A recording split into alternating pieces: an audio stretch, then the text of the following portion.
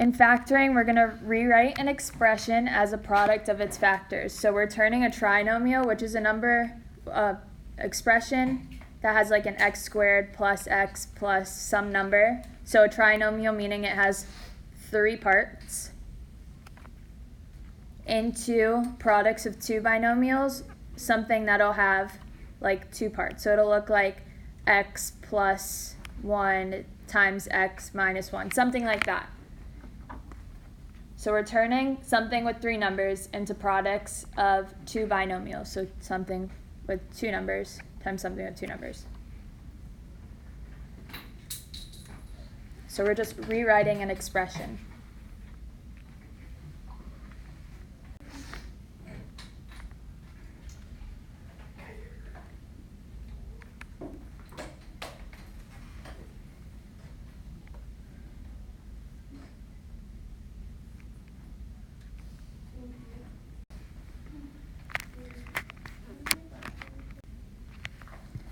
So example 1, we're going to think foiling but in reverse. So we find 2 binomials that have the product of x squared. So what are 2 numbers that'll give us x squared? X times x. So our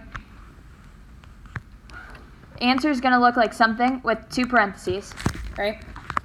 The first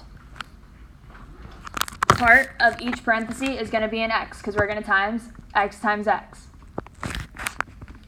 Step 2, we need to find the products of the outer and inner terms that have the sum of 6. And step 3, the last terms have to have the product of 8.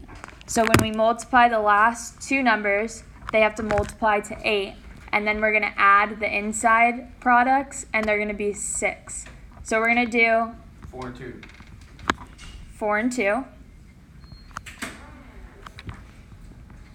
And now we need a sign in the middle of both of our equations. So, yes. So let's look at the signs here. What do the signs tell us? That it's positive. Yeah. So what do you think our signs in our answer is going to be? Plus and plus. So if we FOILed this out, we would get the same thing that we started with. So let's FOIL it out. We do the first terms. So x squared. And then we do the outsides. X times 2, which is? What's x times 2? 2x. And then plus, now we're going to do the insides, which is? 4x. And then we do the last terms. So plus 8. And then we combined our like terms. So x squared plus 6x plus 8, and we're going to get the same exact thing we started with.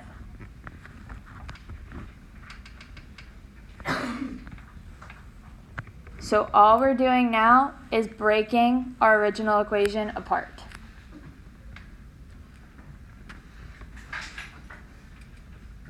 So now we're going to do some examples. So step 1, we need to find factors of 20 that add to 9. So what are 2 factors of 20? So 2 numbers that multiply and give us 20. 10 and 2. 10 and 2. 4 and 5. So what's 10 plus 2? 12. 12. You can use 9. So 12 isn't equal to 9, so this one doesn't work. You can use 5 and 4. 4 and 5. What's 4 plus 5? 9. 9. So this works. 4 and 5 works for us. So now we're going to break it up. You stop when you find it. Yeah, you stop when you find it. So our first thing that's going to go into the parentheses is our x's. And then we found our numbers are going to be 4 and 5, so we put a 4 and a 5. And it's going to be added. And then it's going to be adding.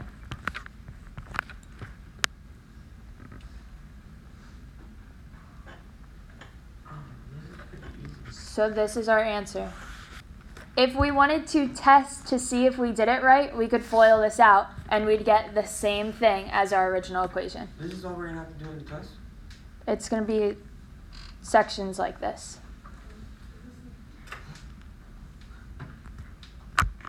So next example. So we need factors of what that add up to what? Which number do we need factors of? 72. Negative 72. That add up to what? 14. 14. So we need factors of negative 72. What are two numbers that multiply that give us negative 72?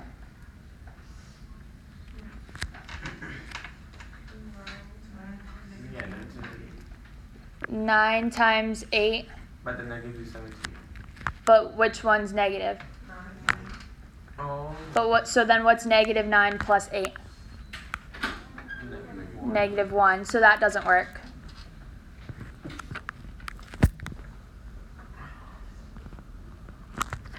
What are two other factors?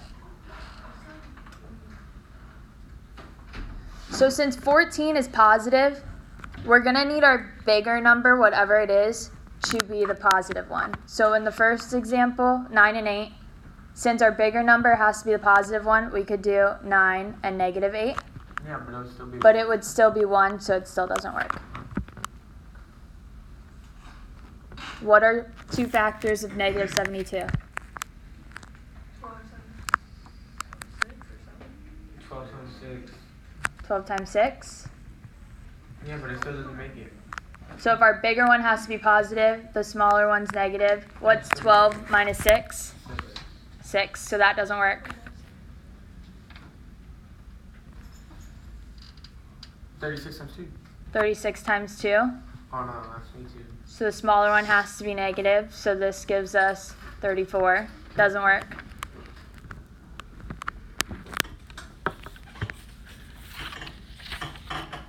Can 16 go into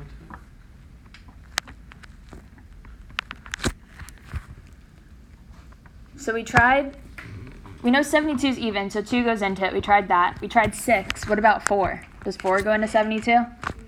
How many times?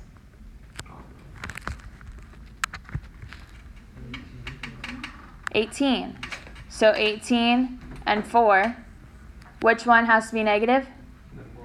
The smaller one, so negative 4. So what's 18 minus 4? 14. Is that the number we're looking for? Yes. So 18 and negative 4 works. So again, we're going to do our two parentheses. And we're going to put... No. Well, this is an example where it's not.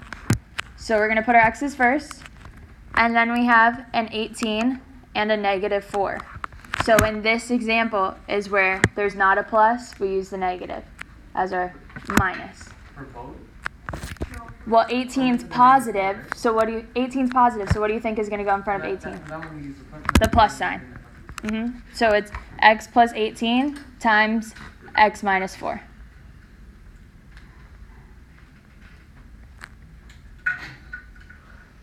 And then if we FOILed this out, we would get the same thing as our original, just to test our work. So how do you determine which one has a negative in front of it? So Smaller number. since 14 is positive, we need our bigger number to be positive. So in this example, the smaller one's going to be negative. But if 14 were negative, our bigger number would have to be negative. Okay.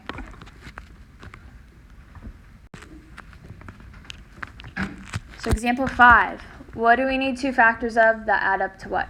30 that add up to 11. So factors of 30 that add up to negative 11. We say negative 11 because it has that negative sign in front, that minus. So what are factors of 30? 10 and 3. 10 and 3. 64. What's 10 plus 3? 13. 13. But we're looking for a negative 11.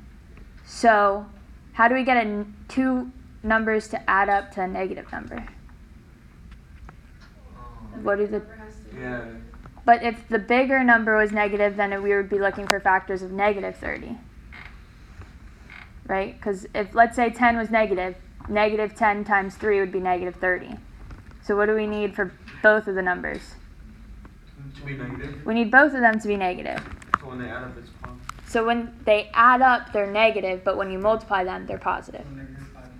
So negative 5 and negative 6. What's negative 5 minus 6? Negative 11. That's what we're looking for. So those are our two numbers.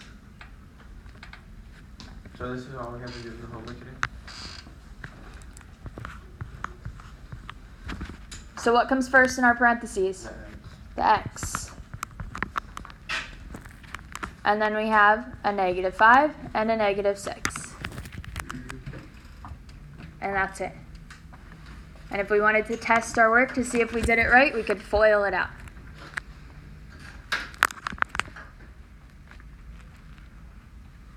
Any questions? All right, next example. So in this one, since there's a negative x, we have to pull out a negative from the start. So we're going to factor out a negative 1, and we're going to need to change the sign of each number in our trinomial. So negative x squared becomes x squared. What do you think the positive 14x becomes? Negative 14x. And what do you think the 32 becomes? Negative 32. So we're just pulling out the negative 1, so we have a positive x squared. That always has to be a positive x squared? Yes.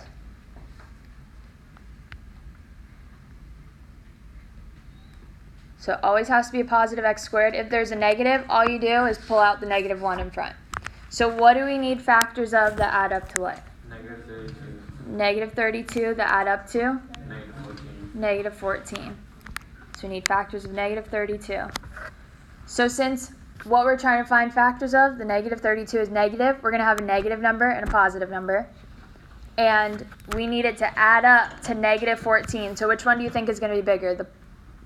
Which one do you think is going to be negative, the bigger one or the smaller one? The smaller one, 16 minus 2. 16 and negative 2. 16 and negative 2, but this gives us positive 14. Aiden. Negative 8, negative 6. Negative 8, negative 6. But 8 times 6 is not 32. So you put the bigger number. Yeah, why not negative 16 and positive 2? So negative 16 and positive 2. The bigger, since we're looking for a negative number, the bigger one has to be negative. So negative 16 and positive 2 gives us what? Negative 14, exactly what we're looking for. So we're going to have our two parentheses. And what's going to come first? The x's. And then we're going to have a negative 16 and a plus 2. But we can't forget about this negative 1 that we pulled out, so all we're going to do is multiply everything by negative 1.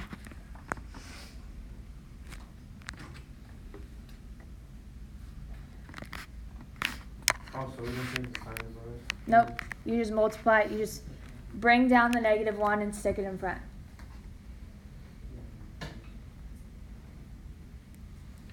Any questions on this one? All right, last example. What do we need to do first? How do we change the x squared? We pull out a negative 1. Negative 13 and negative 12. So it becomes negative 13x and positive 12. So what do we need factors of? 12 that add up to what? Negative 13. Negative 13. So we need factors of 12. What are two numbers that'll give us 12? 6 and 2, no. So Brett says 6 and 2 that add up to 8, so that doesn't work. 12 and 1. 12 and 1 But it has gives us 13, but it has to be a negative 13. Negative. Negative 12 and negative 1. Because this way when we multiply a negative times a negative, we're getting our positive 12. But it gives us our negative 13 that we need. So now we have our parentheses. We have an x and an x. And then we just bring down our negative 12 and our negative 1. What are we missing? The times negative 1 in the front. What's your new unit class? 40.